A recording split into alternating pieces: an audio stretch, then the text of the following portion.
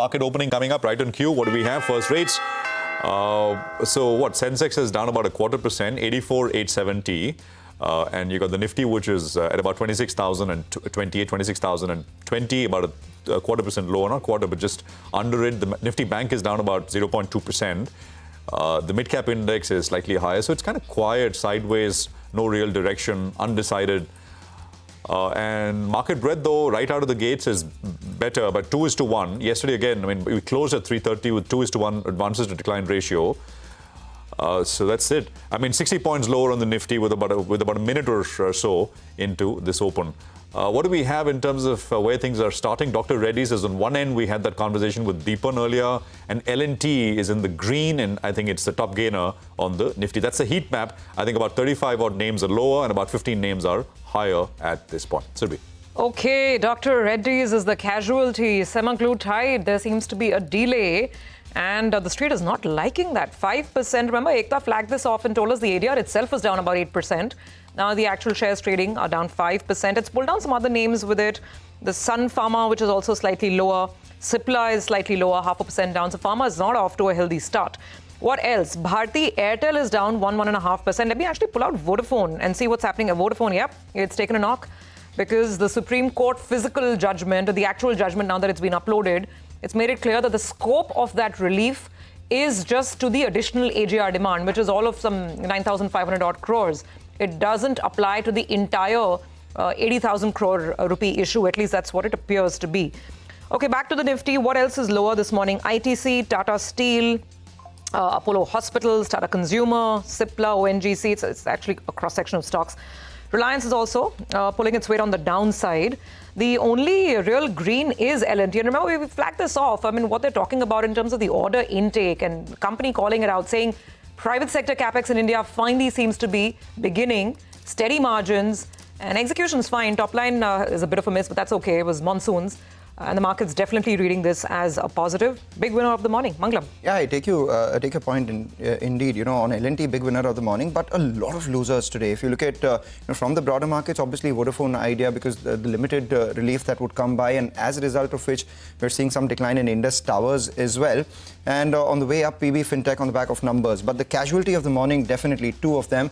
Shelley Engineering down about 15%. Remember, these are, Ekta tells us that Shelley Engineering is the one that supplies semaglutide or had a tie-up to supply semaglutide to Dr. Reddy's. So Dr. Reddy's falling has led to a bigger fall in Shelley Engineering, down 15% straight of the, blocks. Latravenues Tech, remember, is a company which had a strong investor come by during this quarter, but at the same time, the performance wasn't very good. They reported an EBITDA loss versus a gain same time last year, and that stock down about 12.5% as well, pummeled in trade.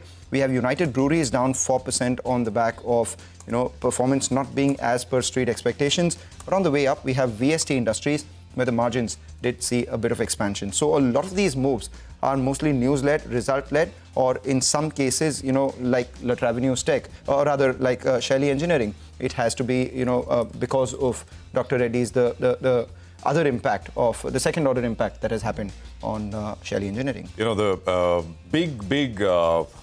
Shelley Engineering, of course, it's in the fill-finish business, and with regards to the semaglutide GLP-1 opportunity, and that's taking a large cut, actually. I look at the volumes at about 14,000 shares, but there you go. The number one volume-led gainer on the NSE is Sagility. It's up 9%. $55. It's got very large volumes already, some 45 million shares on it as so far. Policy Bazaar is number two with the biggest volume-led gainer, 3% here. 5-Star continues its 5-star performance last 2 days, yesterday and today. This is, of course, also on the back of numbers which came through. I think today is Thursday, which means Tuesday's close was 540. It's moved up 100 rupees since then.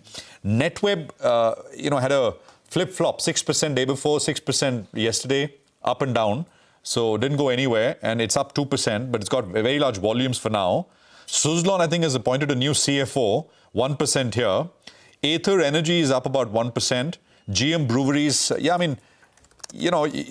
volumes start to fade off very quickly beyond what I mentioned in terms of just price action.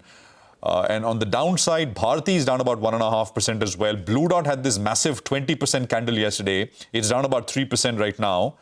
And yeah, I mean, Ixigo had a phenomenal year. It closed last year, when it's just second year of listing, it closed last year at 170 and it made a high of about 340 this year. And they're about 274 as we speak. So that's the overall picture with things starting out. Lots of other stuff coming into the mix and we'll address it. Indus Tower, for example, right? Idea, Vodafone, Bharti is down. Indus Tower is down 3%.